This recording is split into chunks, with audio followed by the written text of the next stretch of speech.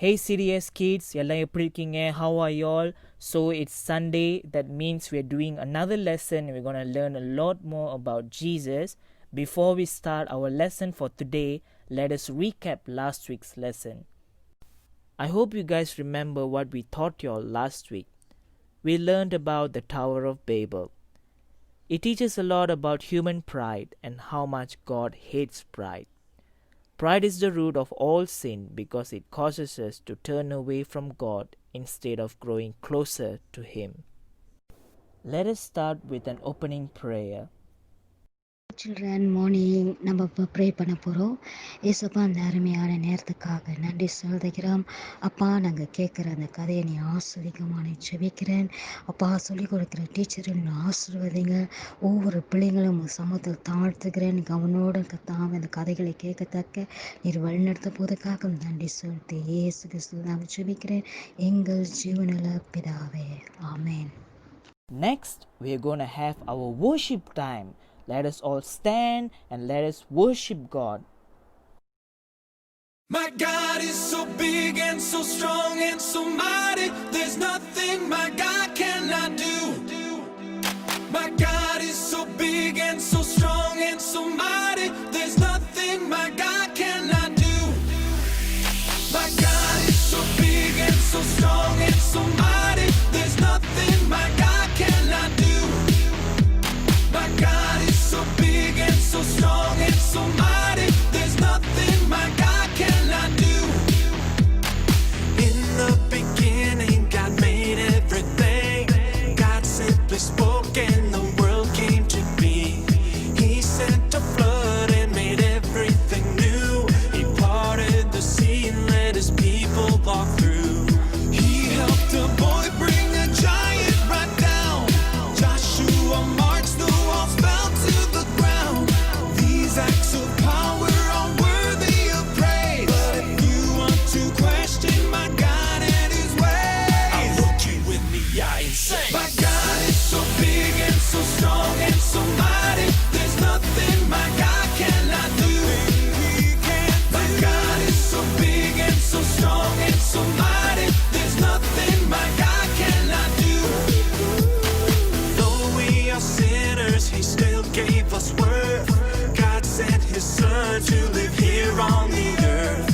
He healed the sick, He made blind men see. He let the lame walk and He set the world free.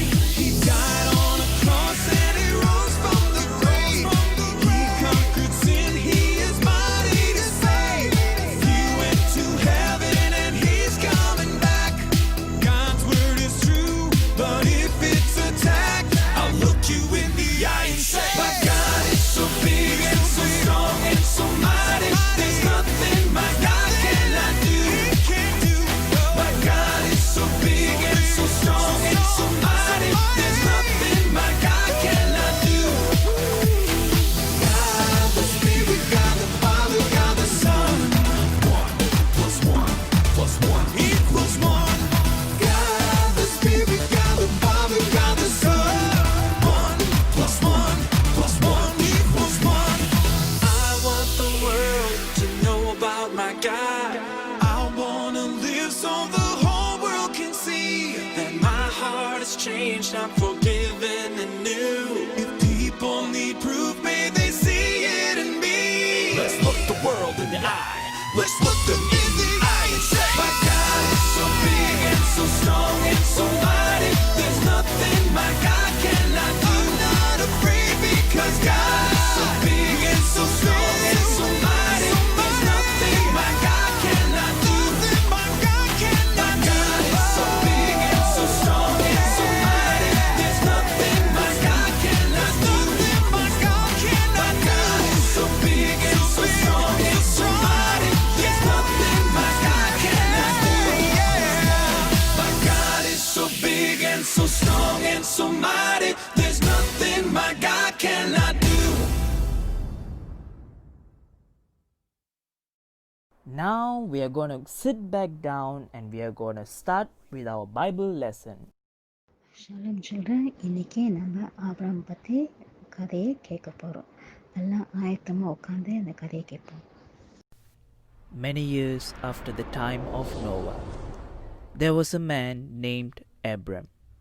Abram was a good man who owned many sheep and cattle. He lived with his wife Sarai in the land of Haran, but he had no children. One day, God came to Abram. Whether it was in vision or in a dream, we do not know for sure. But God did come to Abram and he said to him, Abram, I want you to pack up all your things and leave your home. I want you to go to the land I will give you. I promise that I will bless you and make your family great. I'll be with you in all you do, and because of you, all the families of the earth will be blessed. Wow, that was quite a promise. but a scary one too. It meant that Abram will have to leave the place he knew and go to a place he didn't know. He will have to trust God that everything will be okay. But that's what Abraham did. Abram took his wife Sarai and his nephew Lot. They packed up everything they owned in the land of Haran and moved to the land of Canaan. That was the land that God was going to lead him to. It couldn't have been an easy move to make. Abram was 75 years old when God told him to pack up everything he owned and leave his home. And if you look at a map, Canaan is a long way away from Haran. Many years later, Abram was resting in his tent after a hard day's work. People lived in tents back in those days because they had to move from place to place to find food for their many sheep and cattle. It was a night like any other night until God appeared. This must have been a bit of a surprise and maybe more than a little bit scary. But God said to Abraham, do not be afraid. I am your defender. I promise that I will give you a great reward. But Abram said, what kind of reward? I don't even have any children. And then God took Abram out beneath the starry sky. Look up at the stars in the sky. God said, you will have a son, he will have a children, and his children will have children, and they will have more children, and one day there will be as many as the stars in the sky.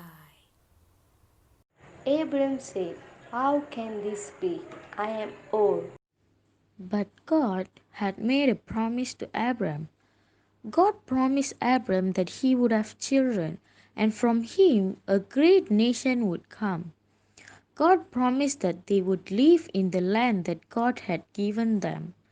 And God promised that because of Abram and all people on earth would be blessed.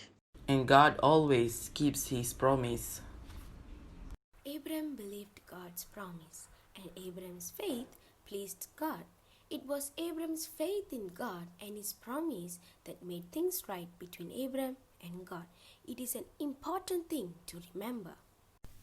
Before God even started to make the world, He had a plan. His plan is for us to know how good He is and how much He loves us, and that one day we will come to live with Him forever. This was the beginning of God's plan.